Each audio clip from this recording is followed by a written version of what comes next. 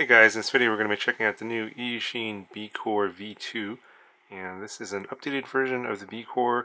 Obviously it's the tiny whip board here for little tiny whips with the brushed motors, either 6mm or 7mm, and the original obviously came with the built-in receiver. This one has a built-in FreeSky receiver. This also comes in FlySky and DSM-2 versions as well, but the things that they've upgraded on here are the addition of the Betaflight OSD. So you got a little Betaflight OSD chip here, so you can adjust your PIDs using an on-screen display. And they've upgraded the FETs, so these are now 10 amp FETs, so it should be able to handle the bigger, more power-hungry motors, higher kV motors, etc. that are out there now and available. So two very welcome upgrades, and of course adding those features without increasing the weight here does make this a very appealing option for tiny whip flyers. So we'll take a quick look around the board here. Your battery connection goes here on the bottom. You have your bind button here for your built-in receiver, and the receiver chip is right there. I believe this one here is the MPU. This is the Betaflight OSD chip, and then on this side here is your F3 processing unit. On this side over here are your OSD connections for your camera, so you got 5 volts ground, video in and video out. You have plugs for your motors here, and you got your USB port here on the bottom. I'm assuming that's going to be the bottom, it's going to be oriented that way.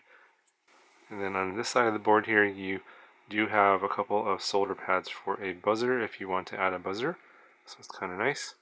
So what I'm going to do is I'm going to actually put this into the Santa Claus tiny whip.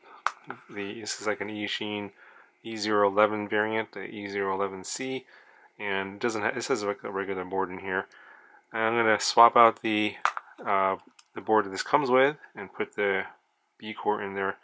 And I'm going to probably use this connector here. This is the PH connector, or I think it's also known as the MCPX connector, something like this. It's a 2mm connector here. This is probably the best one to use. And there's the 1.25mm connector for the older style batteries. Not going to provide as much power with that one. And then you also have the micro lossy option as well. But I think I'm going to go with this option here, because you can use some of the high volt batteries, some of the tiny whip stick batteries could go into this as well. So this connector here will give you a lot of different options. And it's kind of nice that they provide the 3 different options for connections, and also they give you the mounting grommets for the board itself. I'm not sure if this comes with those or not, so I'll probably swap those out as well. But actually swapping out the board should be fairly easy here. Let's pop the top off here. And all we need to do really is to unscrew these screws here. This board should probably go in like this, and you're going to use these 2 side screws here and this front one here to mount the board. This one here is probably not going to line up with the one in the back, and that's also where the USB port goes. So I might have some issues with where to put this. So I'm going to go ahead and I'll unplug these wires and take this board out, and then we'll see how this fits in here, see if it's actually going to be a good fit or not. Okay, so getting the old board out of there was pretty easy. Just took those 2 screws out, as I mentioned before, and unplugged the 4 motor wires. And the motor wire plugs here are the same size on the old board as the new board, so it's simply just unplug and replug here, and all the motor directions, everything were the same. I didn't have to change any of the motors or even take the props off. Everything worked just fine. I did go ahead and connect it to the computer. You can just bind by plugging in the USB cable. It provides enough power. You don't have to actually plug in a battery to do the bind. So you just hold the bind button down, plug it into your, plug the USB cable in here, and then plug it into your computer. That's probably the easiest way. While that's powering on, hold the button down, lights start flashing, and then you can go to your transmitter and bind it, and it's pretty simple. You do have to power cycle it and then reconnect everything, and everything will be connected after you power cycle, and it will maintain the bind. And getting this in here was pretty easy. I just used a little rubber grommets here. I did cut them shorter because they're a little bit too long here. As you can see that the stock rubber grommets are a little bit too long, so I just cut them a little bit shorter, and that does provide enough vibration dampening there. And I'm just using the 3. And then the 4th one is underneath this standoff here. You can't see it, it's just underside of the board. There's a little space there on the board where it's not touching any chips or anything, so it's not going to be a problem. And then I use a soldering iron to melt some of the plastic here so that the USB port would be accessible. And that was pretty easy to do. And of course I soldered on my battery connector first on the underside of the board here. And then I'll just have my battery in here and I can plug it in like this. I did, as I mentioned before, I plugged into the computer. It comes with Betaflight 320. Probably should upgrade that to 322. It's a pretty easy upgrade. And I did test hover on 320 and it flew just fine. Everything was working pretty good, very smooth with the F3 CPU and the MPU 6000.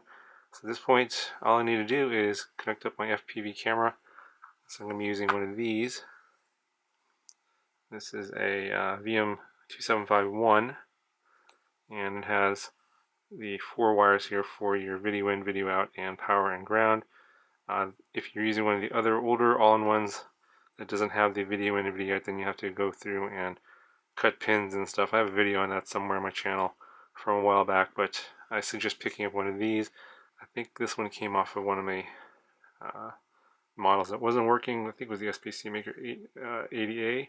So I'm going to reuse this camera on this model. And I'm just going to solder on just 4 wires to these connections here. And I'm going to use one of these little canopies. Probably go for the probably the green one. Put this on top, and then the camera will go inside here. After, of course, I solder the wires. I'm going to run the wires through the little hole here, solder them on, and then this will hold the camera on, and then I can just use 2 screws to hold the canopy on here, and that ought to do it. And it's not a whole lot to this mod, and I can get this up and going and using Betaflight. So we'll wrap this up here, connect everything up, and I'll show you what the finished product looks like. Okay guys, so here it is, fully assembled. This was actually a pretty easy project. I highly recommend you try this out. I actually just flew this around the house and flies great.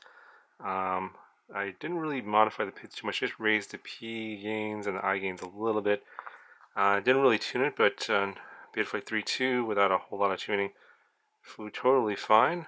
I'll throw a little bit of flight footage up for you.